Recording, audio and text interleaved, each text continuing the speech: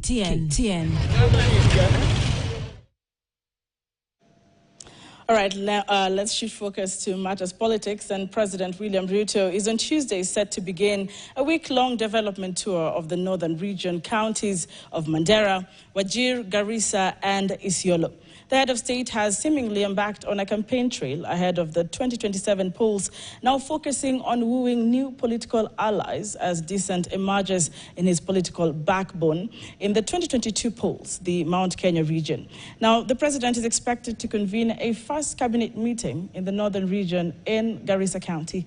Here's Jeff Kirui with the details.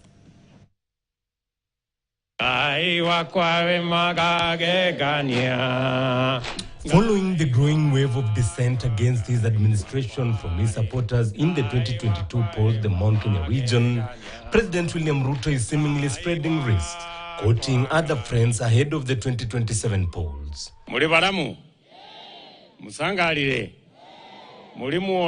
After his 6-day tour of Western region, the head of state is wooing the Northern Bloc with the historic longest development tour of the region by a sitting president, which will culminate into a first cabinet meeting in the region to be held in Garissa County. When they make a visit to a certain region, especially to forgotten areas or areas that we regard as quote-unquote marginalized, it sends a very strong signal to the people there and to the rest of the country. It tells you that now the ballgame is different. It is a time that this government now is trying to focus on the vote basket around that area.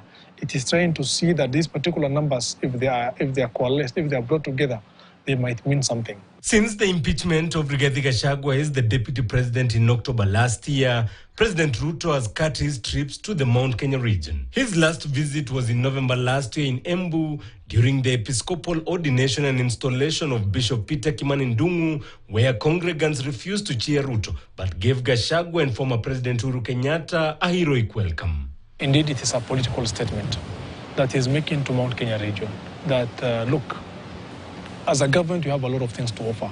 If you are not happy to receive what we can offer, there are others who are ready and willing to offer. And for those who he is now offering those particular services, there is a ripple effect. It's about what we call quid pro quo. It is nipe nikupe. So when he goes to northern Kenya, visits the place, launches a few things here and there, also he expects on the part of the people of Mount Kenya and other regions such as Western to also honor their part of the bargain in terms of re-electing him. Mambo mawili hatupendi. Usaliti na uongo. Mambo ngapi?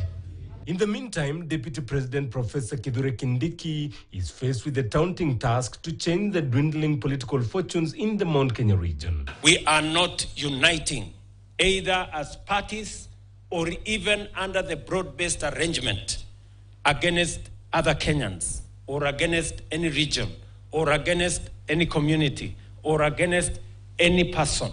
The DP has been holding meetings with leaders and opinion shapers from the region to calm the political storm of betrayal. These amidst information that President Ruto is expected back in the region in March for a series of development tours.